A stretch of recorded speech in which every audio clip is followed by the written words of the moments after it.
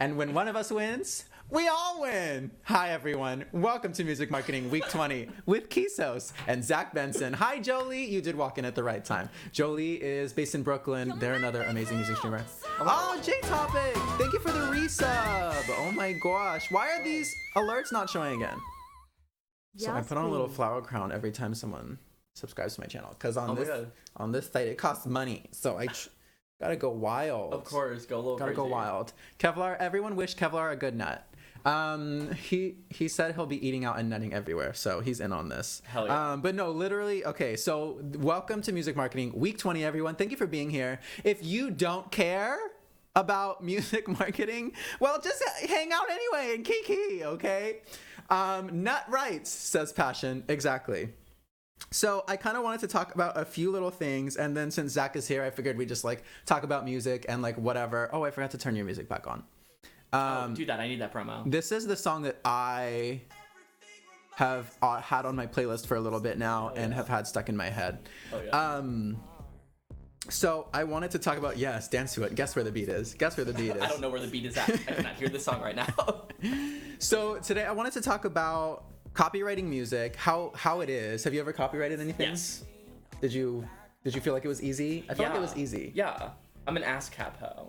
Oh, okay. No, I mean, but so beyond that, hi, Gay like Ginger. Like Library of Congress moment? Or? Yes, I had a Library of Congress moment. I haven't had that yet, so like, don't steal my music, please. It's not copyrighted yet, I guess. Yeah, I don't know exactly what you can and can't steal. Jolie just followed Zach on the Twitter. Thank you, Jolie. Oh my god. Wait, I'm gonna follow you back. Hello. Jolie also does like web design, graphic design, music production. Slay. Hello. Everything. So, you know.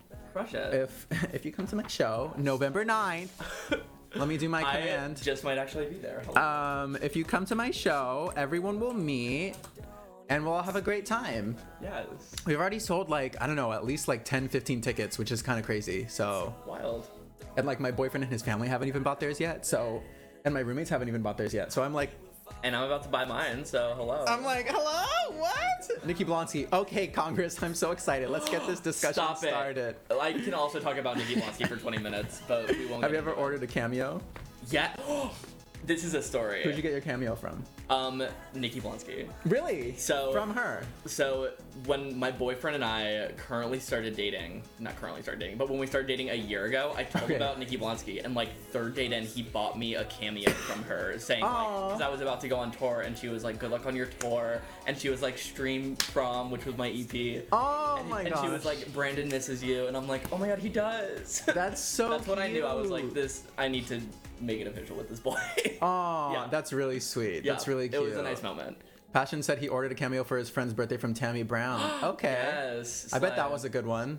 Was she in drag? I feel like drag queens, it would mostly be out of drag, right? Yeah. Unless they like are like, okay, I'm in drag after the club. Let's do some cameos real quick. I feel like Tammy Brown is just like always in drag. That's how I feel. Yeah. I mean, I don't really know her. J-Topic said, turns out I can't afford to go to the Todrick concert. What happened? Did you not have tickets and then like stuff changed, or what happened? Also, there's been a lot of tea about Todrick lately. I mean, there always was. Todrick's a controversial figure. He's very controversial and has been, but yeah, there was like, especially recently, like yesterday on the timelines, there was a lot of talk about. Yeah, I saw that. This one was out of drag, but she was still kooky. Love that. Good. Just don't have enough money. Well, that's too bad, J-Topic. I'm sorry. I'm sure you're excited. It is. I haven't been to like a concert in a while, unless it's like for a friend, because that's like $10 instead of like 30, you know. But money, gas, and parking, that's true too. Do you not have any, like, do you have a friend that you can buy a ticket and split everything with you? Maybe you could find like a group of people to go with or something. I don't know. I thought you were gonna say a group of people to buy your ticket. That too. Sugar daddy. sugar family. Oh, wait, that's sweet. Oh, that's kind of wholesome. Casey, just looking to make a Minecraft texture pack? No problem. Oh my gosh, I want to see your pack.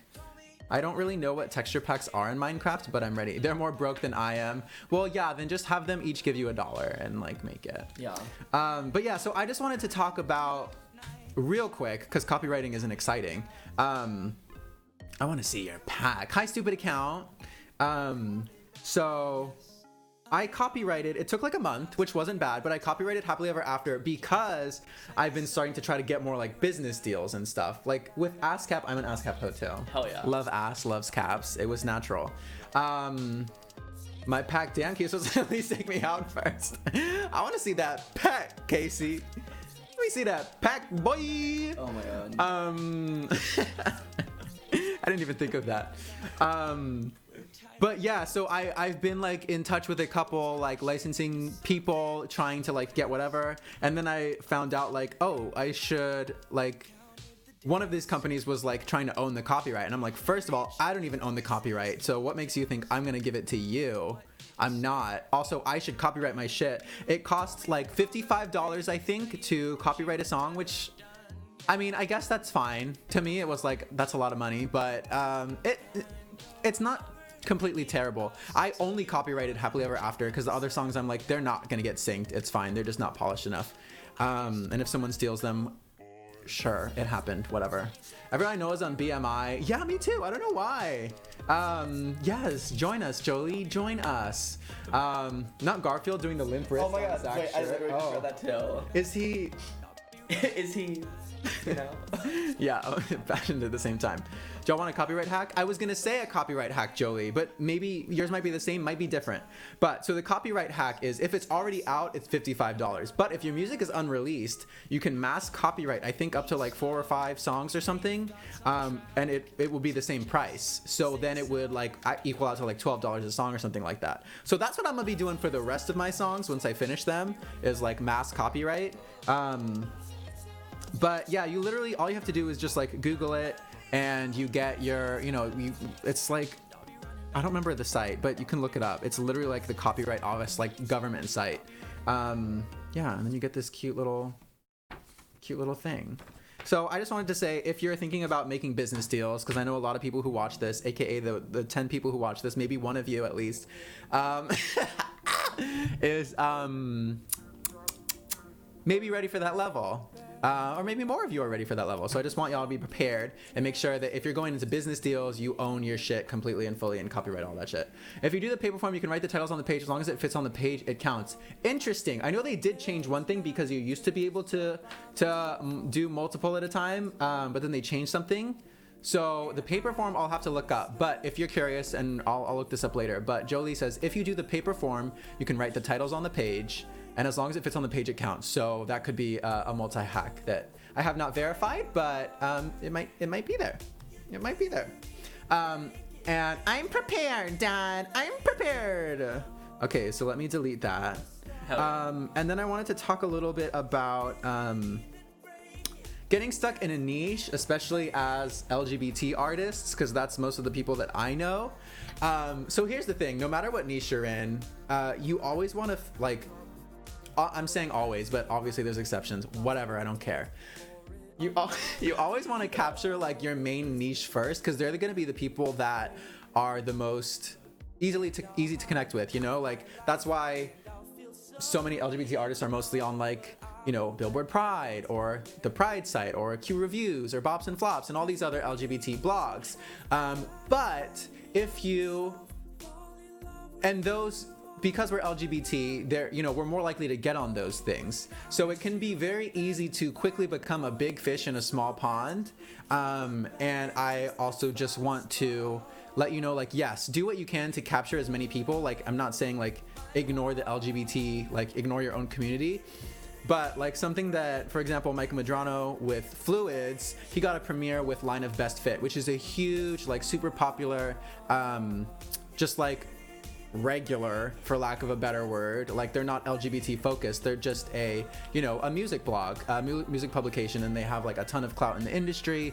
Though there's a lot of writers at all of these publications that are very LGBT, like they're LGBT themselves or very LGBT friendly. But just having that platform and being able to reach out beyond our own sphere, because it can become very much, us just promoting our own music to each other. So I'm just saying, regardless of what niche you're in, whether it's LGBT or whatever, even within your genre niche too, like if you're just staying in your own, little communities. Just make sure you're breaking out. Make sure you're doing what you can to make connections with people, and start to branch out. And if you don't want to, you also don't have to. But if you want to grow a lot, because not everyone does, and that's totally cool. But if you want to grow a lot, that's something you have to think about, and maybe not prioritize. Maybe not give LGBT publications the very first bat swing. You can try to hit some other things first, and obviously hit them all up. Whatever. I think we all need to support LGBT publications more, because there's not enough. There's also not enough for people of color and queer people of color. But so I want to insist and imprint on everyone. I'm not saying ignore LGBT. I'm just saying go everywhere, baby. Go everywhere. Get your niche. Get everyone in the community that you can, and continue. Never stop with them, but also look at how you can start bridging more gaps, bringing in even more diversity. I posted the other day, I was like, gay does not equal diversity, because gay alone does not equal diversity. A lot of people will put a gay person on something and be like, we're diverse. We're diverse. It's like, nah. It's just a token, baby. It's a token. Even if we're doing it, with ourselves, and it's like, only white gay guys, and I've seen that a lot of times, and there's a lot of times I don't even notice. That happens so often. For example, the Grindr posted the other day, and it was Elliot Jones, Tom Aspal, Katy Perry, and Elle Devine, I don't know how to say her name. And they're all white artists, and it's like all those songs are really good. And at the time I was like, yeah, Elliot's on there, Tom is on there, because I'm kind of friends with them. And then someone else commented under it, and they're like, you could have picked at least a brown person, or like a brown woman, or like a trans person, or like you could have added 1 out of 4, any diversity between just like guys and girls. And Katy Perry's straight, and a major artist, obviously. Actually, I don't know if she's straight. I think she actually said that she's bi. Really? But no one ever, or no, maybe that was Lady Gaga. I mix up everyone. It's hard. It's Lady hard. Gaga has come out as bi. Yeah. Lady Gaga, okay. Katy Perry, I don't know. Katy cats eat my ass. I don't know. Hi, J Topic. I need to learn how to write a song. I don't know why I said hi, because I know you were already here. I just read your name and for some reason immediately said hi. First, I need to learn how to write a song. That's hard. Writing songs are not easy, but it's also not hard, if you know what I mean. Like, you just gotta do it. Like, one of my first songs was, I remember just giving people prompts, or like saying people give me a prompt, and someone was like, eating Cinnamon Toast Crunch in the desert. And I was like, okay, and I made a song, and one of my friends the other day was like stalking me on YouTube, and they were like, you know that song you posted a while back, Cinnamon Toast Crunch in the Desert? It's kind of a bop. And I was like, yes, it is. It's very jazzy.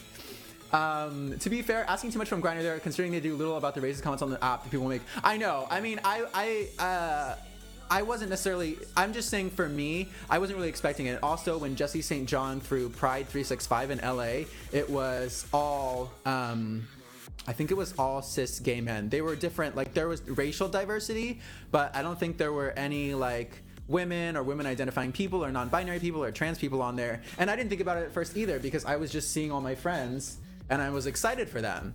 And when that happens, I don't always think about all the diversity that could have been there and all of the missed opportunities. So that doesn't really have anything to do with what we were talking about in that way, but that's another thing. I kind of went off on Twitter yesterday because I'm obsessed with like Ari Lennox and Summer Walker ever since their interview came out, and it was just the cutest interview. And they both are talking about like, you know, Summer Walker's like, yeah, I've been with girls before, and Ari Lennox was like, I would love to, like, I've wanted to be with women before, but they haven't wanted me back. And I was just thinking about how much, if a white artist had casually said that, all of a sudden they would be all over everything and every gay's playlist, all of that. And I feel like maybe Ari Lennox has a little bit of that. Maybe Summer Walker's a little bit, but again, I feel like it's not as much, and it's because they're black women. It has to be. And you know, I that just like set something off in me yesterday where I was like, that's when I wrote all of those challenges. Hi, Amelia, nice to see you. Lyrics I can do, it's figuring out chords. Okay, yeah. That's true. Mm-hmm. That's true. You gotta just figure out a couple really easy chords and then make the lyrics fit and figure out chords later, like do whatever. But that's why I popped off yesterday. I was very cordial, but you know, I was like, and I specifically came for white gays because when you're a gay person, like I said, you feel diverse. Ish, yeah. You feel like you feel a little bit like you could be the person in the room that's like, oh, this isn't just like a straight white room right now. Right. So for me, I mean, and I feel like a lot of, and I grew up white. I know that sounds weird, but I grew up like with my white mother mostly. So there was like a lot of like, I grew up with a lot of like racial stereotypes like from in my mind about other people. And, you know, people like said things about me too, and like Mexican things because I'm part Mexican, whatever. But I didn't always think about diversity in the way that I needed to, and I think that happens with a lot of other white people, especially as white gay people, because we think of ourselves innately as being diverse because we're gay, and that's, you know, that's a smaller portion of the population. But I think a lot of mostly white people don't think beyond the gay, and that's why I went with all those tweets and I was like, white people or white gays add trans people other than Kim Petras and Sophie to your playlist challenge. You know, white gays add black and brown LGBT artists to your playlist, add women to your playlist challenge, like all of those things, because there's just, it's also easy to be stuck in your sphere and not venture out. Like I have to force myself. It's not like I'm just like stumbling upon all of these trans artists that I put on my playlist and these LGBT artists and these black and brown artists. I literally like will post on social media if I'm having trouble and I like want to, you know, I'm like, I don't have a trans artist. It's not so much about filling a quota of like, I need one trans artist in my playlist. It's more like I want to have, I'm not doing it to tokenize anyone. I'm doing it because I want to have this diversity in there, and I want to meet new musicians who I otherwise maybe wouldn't come across. So I was really happy that so many trans artists were sending me their music and recommending other music through that, and, you know, just people sending their music, period. But anyway, that's kind of separate, but also like if you're making playlists or whatever, or booking things, you know, try to keep it diverse. Casey said, I know someone who turned down some singing show because they only wanted him because he was trans, because they wanted diversity. Oh God, that's terrible. But I'm glad he turned it down and, you know, didn't feel like he had to do it or whatever, because that's stressful. I find it so hard to just accept that diversity, just being white, gay men in media, I'm tired of it. Yeah, I agree. Yeah, I think we can all agree. And I always, you know, like I said, I grew up very white, so I always feel kind of weird, like calling out white people because I feel like a white person. That's gotta be like what you do though. Yeah, I know, like, and I also like there are, you know, so many white people and white gays who are practicing what they preach and actually doing diversity, and, you know, sometimes I feel bad like hoping I'm not offending them, but usually the only people that get offended are the ones who are the issue. Issue. So that's another disclaimer real quick.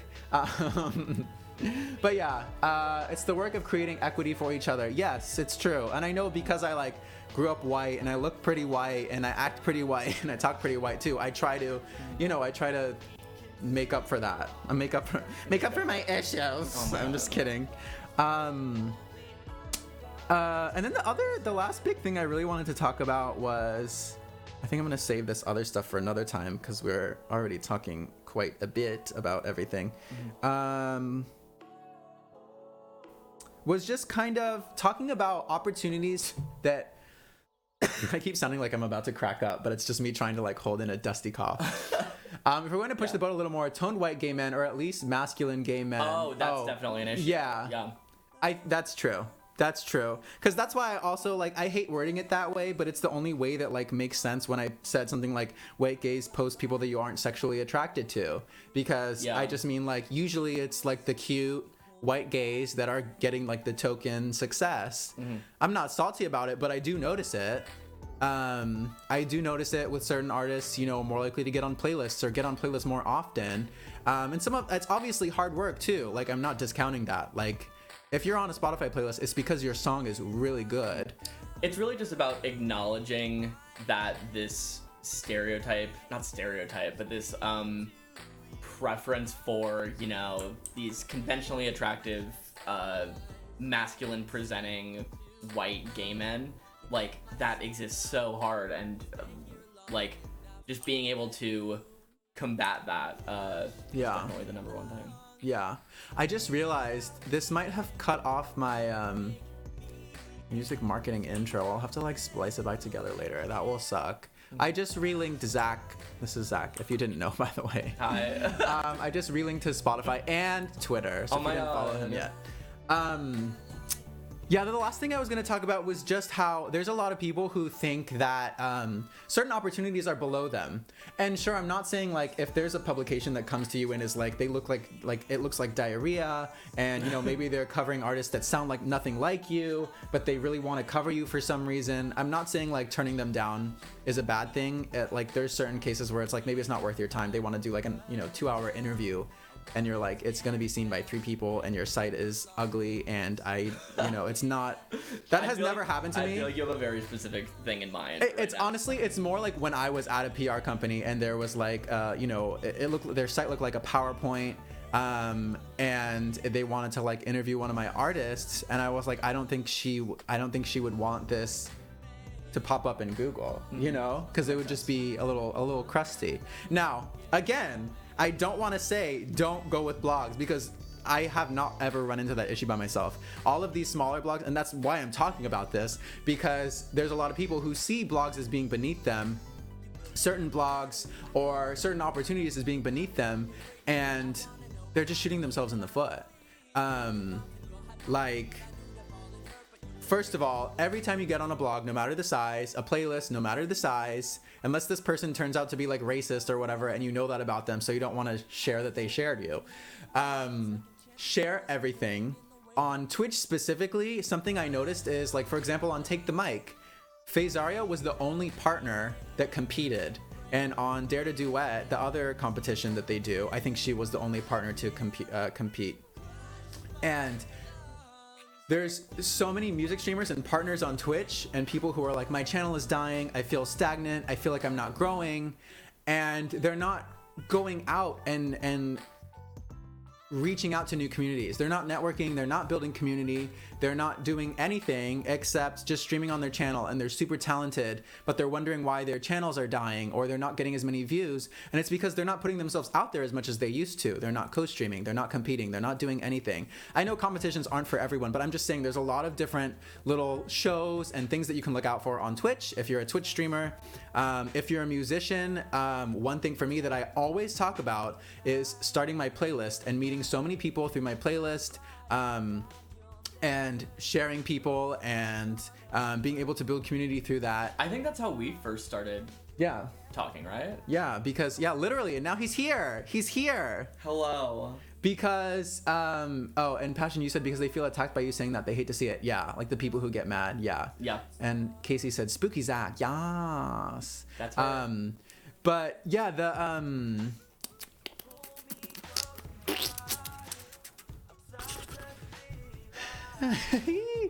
one of our like another friend that I made through gay music Twitter. I found Zach because of him, and then I put him on his playlist, and then found out he was moving to New York, and now we're friends. But yeah, and there's I won't say here's the exception to the rule. I wouldn't say take every show that you're offered, because there's a lot of times where it's not worth your time. You're not going to get paid, and no one's going to be there.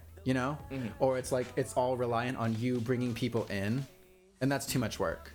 If you have to bring all the people in every time, it's gonna be really slow going. For me, that's why I don't really do live shows very much, because I'm like, I can play on the internet and have more people show up, and I don't have to invite anyone. They see the announcement and they come. Versus, that's why I am doing this show in November, because they're expecting every artist to bring like 40 people. So I'm like, okay, well, automatic 40 new fans plus my friends bringing their own new friends. Yeah. Sounds good to me. Plus getting paid. Sounds good to me. But yeah, honestly, there wasn't that much that I want to say on that. It was pretty Twitch specific, because I've just seen a lot of partners and people who feel like they've made it, who then, Juju, thank you for the bits. That's like in Twitch currency. Oh my god, hello. Thank you for that money. But yeah, there's just a lot of people who look at things being below them, and it's just a mistake. don't ignore something just because it's small. Only ignore it if there's a thing where you feel like it's gonna mess up your branding somehow, or like the person's racist, or something like that. But otherwise, like, pitch every small thing, because even if it's like a small ass blog that has 20 followers, like, honestly, the smallest people are the most dedicated and the most ferocious. Yes. So if you get one of the smallest bloggers to like believe in you and be your friend and stand your music, they're gonna get all their friends, and you'll have like actual real fans from that, compared to getting on Billboard Pride. Yeah, I got great streams and I probably had more people follow me on social media, but I feel like all it actually did was more just like cement me as like a more serious musician versus like bringing in new recurring fans. It was more just like my current fans and friends saw me as more legit. Yeah. That's all. It's this battle of, do I want to just have like more numbers and more followers versus like, do I want to create like a community of people? Yeah. Yeah. And that's true. I guess that's kind of why, like, you need to be seen in the first place, but also, like, letting yourself be seen and not discounting certain things is all. Has there been any moment where you feel like, oh, I wasn't that excited to do it, but it kind of worked out really great? Oh my gosh, so many times. There have just been like random shows that I've played where like the audience is like 10 or 15 people, but it's like the most fun show because everyone's like in it and dancing and like jumping around and saying all the words and all that. Love that. And I would take that over a crowd of like 100 people who are just like standing there like this. Right. Which was like one of the shows I played this weekend, which was like a lot of people were there, but the whole audience was just like... Was that so far? Yeah. Which like is nice, but like I was like, and now we're all gonna... I did a Avril Lavigne cover, and I was like, this is gonna slap. We're doing fucking Complicated. Can I swear on this? Oh, yeah. We're doing fucking Complicated. Like, everyone's gonna jam out, and then everyone's just sitting there like... How boring. And I did not like that at all. Versus like There's not much soul at So Far Sounds. Yeah, exactly. Whereas when I was at JMU and I was doing like house shows in like people's basements, like that was the most fun for me because... Yeah, like the show I saw that you did before you moved here, I think it was your last show. That one looked super fun. There was like 15 people there just like standing around, but like everyone was singing along. Everyone was like completely in it. It was like so much fun just to have that like connection versus like when you're... I've done like bigger shows. I did like a Pride over the summer in Charlottesville, and the night before on that same stage was like Casey Musgraves. So I was like, oh my god, this is about to be like the coolest show ever. And then it was everyone standing in the back like this while I did like 3 songs. And so it's like... Because I've wanted to do Prides too. Prides are fun, depending on what you do. Right. Like the whole environment's fantastic, and like obviously everyone there is like either LGBT or LGBT like accepting and like... Obviously. Fine, you can be gay. Like, just do it. So I played one where it was like just the best ever, and like people were coming up to me afterwards and wanted pictures and all this, and I was like, I feel so cool, and like getting to one-on-one talk with people. And then there are shows where it's like a lot of people and they're all just standing in the back with their arms crossed. Right. And it's like, I'm gonna get that Instagram photo where it's a bunch of people's heads and I'm on this big stage and people on social media are gonna be like, damn. Oh my god. Yeah, exactly. Which is important to like growing a brand and doing all that. But, again, going back to like showing yourself as more legit. Yeah, but also in terms of, when you're trying to, instead of, I literally just saw this in a tweet, but it's like you're trying to cement a career and not just a moment, you know? So in terms of like creating those relationships with people, like those small shows and those small things are gonna be the things that create fans and community that are going to last for a long time, as opposed to people who are just like, oh, that was a good show. Right. That was a good song. Right. So like, he was nice. Okay, next. Yeah. Drunk helps too, Jolie said. And yes. Oh my god, that's actually so true. Just in terms of like, if we're not talking about like gaining fans or whatever, but like shows themselves, if people are drunk, they have more fun. It's either really fun, or one time someone tried to climb up on stage and I did not know what to do in that situation. And then later on that night, she fell downstairs. So it was Lady Gaga. Yeah. It was Stephanie Germanotta. And that's how she got her start. So you're welcome. Those memes where it's like, the story ones, you know the meme. If you know, you know. Yeah. Although I will say, sometimes Well, one thing I learned in college, I was like, that's kind of true. It was because people always say quality over quantity. Mm-hmm. But the more quantity you have, also the more chance for quality you have. Because let's say you have a crowd of 15 people and 14 of those people are super engaged. You're like, oh, shit, 99% of people? Yep. Fuck yeah. Hell yeah. But then maybe doing a bigger show of like 100 people and only 20 of those people are engaged, it's like only 20%. But it's a net 20 more people engaged versus 14. That's very, very true. It's just like but that goes back to it. Just do things. Just do shit, yeah. Just do the things. Out there. Just do the things. Don't be picky about it, yeah. What do you feel like has been kind of your biggest hurdle with music? Just kind of like knowing where to start in marketing, or like feeling not knowing who to reach out to or how, or yeah, it was really just getting started. I'm like entirely like self-produced, and like I mix and do all the instruments and record myself and all that, and which is like really fun. Obviously saves me a lot of money. Yeah. And I'm in 100% control. Thousands of dollars. Yeah, I'm in like 100% control. I get to say when I release everything, but at the same time, I did work with someone who mixed and mastered one of my EPs, and it sounded fantastic. It put me back some money, but like it's worth it. It's worth it. And he was able to like promote it himself and push it out to other people. Right. Whereas like if I'm doing it myself, I'm really just relying on my friends or people that I've already gained to be like, oh, listen to this. Mm-hmm. Whereas if someone who, you know, has those professional connections can be like, oh, listen to this, then that like helps exponentially. Yeah. But yeah, first starting out, it was really like just figuring out who am I going to email shit to, where am I going to play that, especially because I was in Virginia and I was using like backing tracks and synthesizers. I was like, if you're in Virginia and you're trying to play shows, if you don't have an acoustic guitar, like you're out of there. People aren't going to book you. Like not even a keyboard? No, I mean, I could go up there and be like, I'm doing piano stuff. That's how I kind of lied to get shows. I was like sending them pictures of me with like a piano or me with like a guitar, and then I would get up there and like use it for like produce a verse of a song, and then be like, and here's the rest of it, and just like run around. But yeah, I think the main hurdle is just like starting out and getting out there, and so I did a lot of like open mics and like community events and all that, and then finally I started getting opportunities where I could like open up for, you know, like a touring act, and obviously it wasn't like huge shows, but like getting that opportunity. I'd kill for that. And again, it's like a built-in audience for you. Yeah, exactly. Like they're coming in and they're bringing their fans, and so yeah, that's awesome. It's really just like the first however long it is. For some people it's literally like a week of performing and already it's like, wow, you have all these opportunities, you know? For me it was like 4 or 5 months of like doing shows and putting out music before people like actually started caring. Yeah. And I think half the battle too is, what are you doing it for?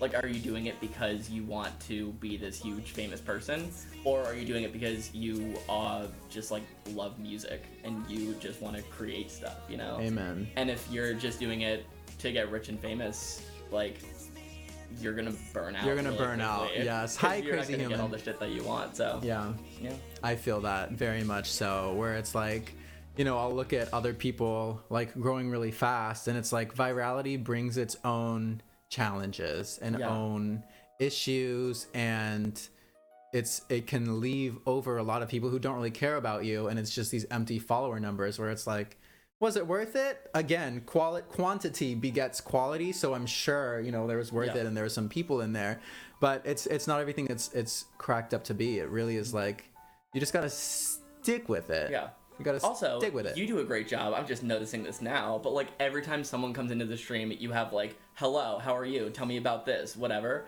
Because like getting to know people is like so much fun. You learn, you make great friends and meet incredibly cool human beings, which like all of you probably are, which is why I'm about to follow everyone on Twitter and Instagram and all that. But oh my god, and I know Ross is linking everything. Thank you for the link, Ross. Shit. You're my favorite. I'm about to follow you on everything. Hi, Game Boy. But like being able to like engage with these people, it's like you're making friends, like so already a +1, and B, like if you're just like, oh, thanks for following me, share my music, it's like no one's gonna do that. They're gonna be like, There's no connection there. There's no connection. Like, a lot of people use like those Twitter bots to like, once you follow, it's like, thanks for the follow. Here's this. Automatically, I'm like, unfollow. I don't care. Yeah, I'm like, never mind. Also, Juju, I saw what you said a little bit ago. I want to see. Send videos from the concert. I want to know. He at his high school, Marie Mai, who's like a French. I don't know if she's French Canadian or French from France, but she performed at like his high school and. He got to high five her, which is very cool because she's big. I don't know if you followed me, Crazy Human, but there's a little heart hiding somewhere. Sorry, someone said something about the Garfield sweater. Yeah, no, you got it. My body sensual. Yeah, no, I saw it. No, I saw. Oh, that's true. I do get distracted. And Game Boy, welcome. I don't know if you've been here before. I don't know if I've seen your name, but welcome. This is my friend Zach, who hello. Ross is linking everywhere. I'm just gonna link his Twitter again right here, but he's a musician. Oh my God, slay. His music is playing in the background, and yeah, just wanted to talk about that stuff. I think Ross is slowly going through finding every link you have. You're about to be my best friend. I can't deal with this. But yeah, I think I had one more question I was gonna ask because I don't want to keep you too long. Also, I want to play Resident Evil 7. I'm so scared. Yeah. I'm so bad at scary games.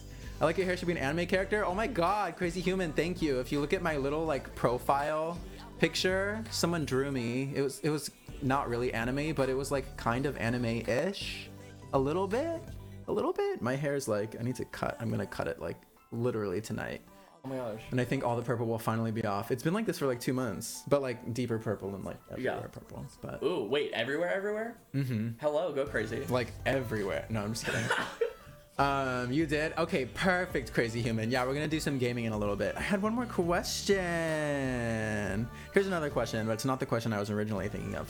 But was there something that you feel kind of like was like a moment of like eureka, or like a snap moment where something like locked into place, or something you were like, oh, I should have been doing that for a long time, yes, and I didn't realize? Both in terms of promo and in terms of just like who I am as a musician. Who I am as a musician, it was I did a full year of doing shows and putting out music where I went to school in Virginia. Like, it wasn't like super conservative, like we're gonna stab you with a pitchfork for being a homosexual, but it was very like, hey, just keep it right, keep just it like quiet a little bit. And so like it's okay to be gay, but like just don't show anyone. Yeah, don't act gay, don't be yourself. Yeah, exactly. And so do it in your room. I was really just doing like house shows. I kind of found like the hip hop scene for no reason at JMU, but everyone was super cool and like very, very sweet, and I was like, yes, sick. But I was also like, I would get up on stage and I would like hold on to that mic stand because I was just nervous to move it all. All my songs were pretty much very like gender neutral, never said he or him or boy in my songs at all. If I did, it would be very quick, and I would honestly like edit it out. Yeah, it would be that. And if I was on stage and I felt like I was in like a hip hop show or like a show where the crowd was primarily like straight dudes or like whatever, I would like edit my lyrics to like be more reflective of that. And then I did a tour for the first time last year back in June. And literally for some reason on that first show, I was like, no one knows who I am in any of these cities, so I'm just gonna be 100% myself.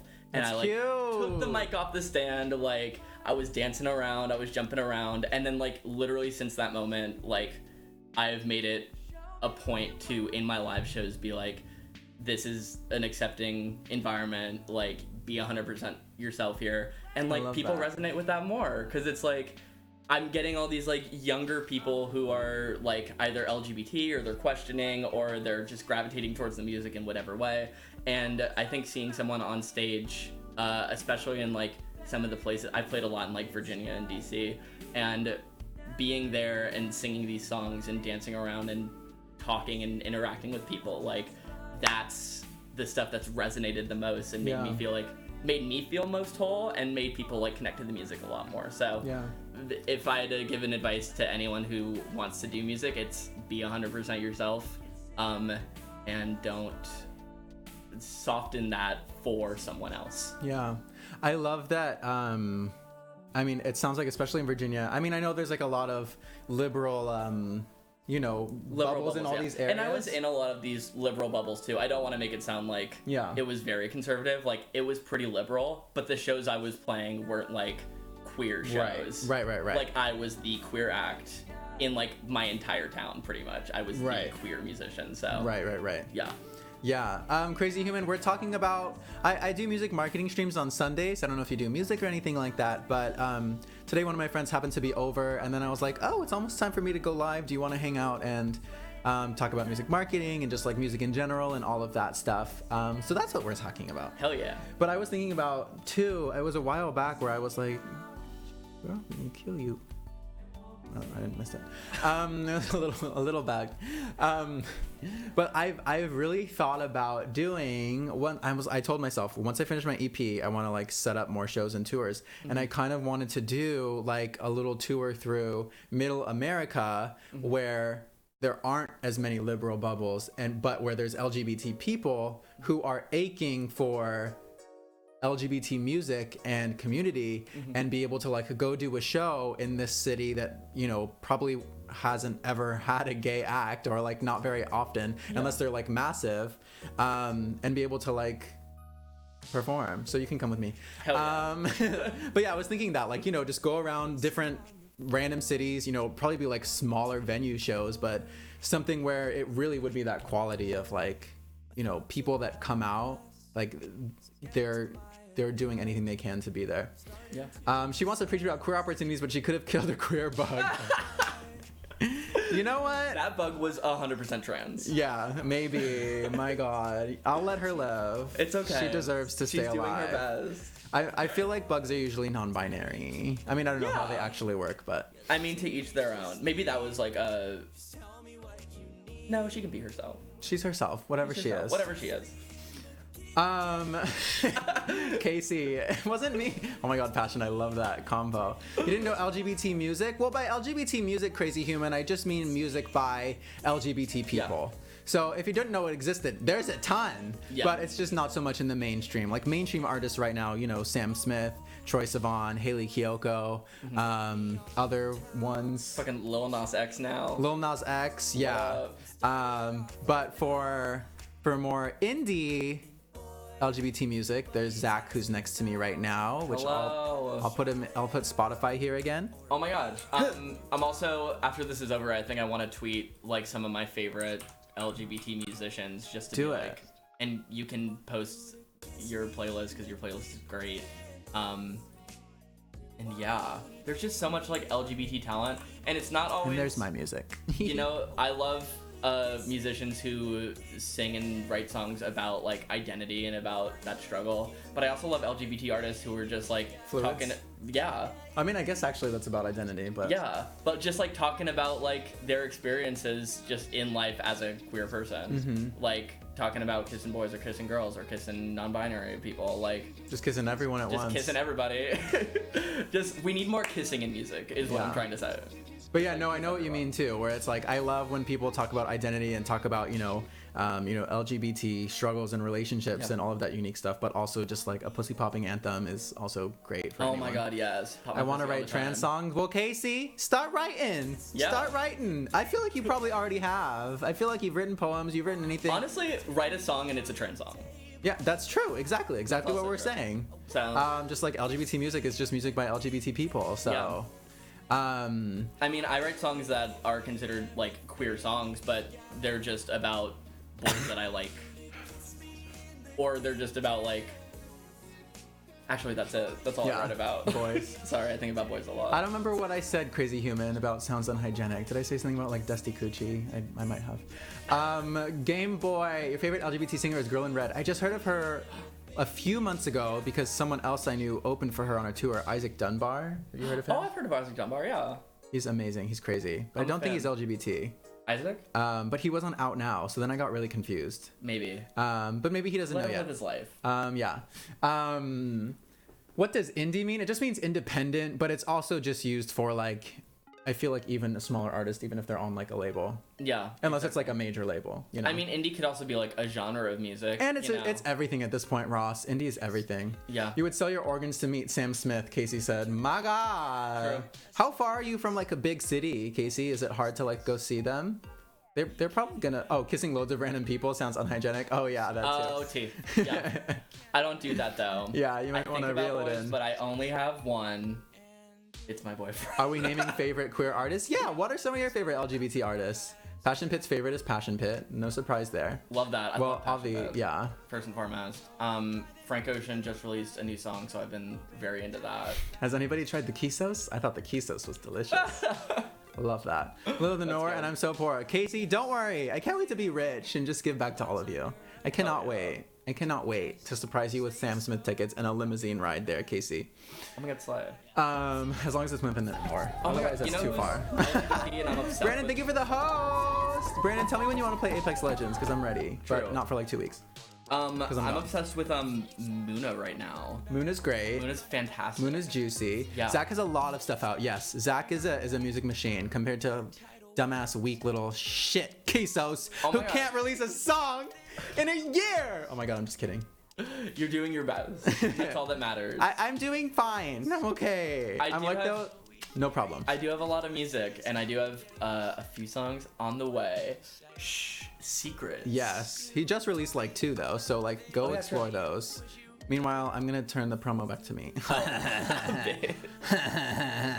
But yeah, no, literally that whole time we were talking, it was Zach's music nonstop.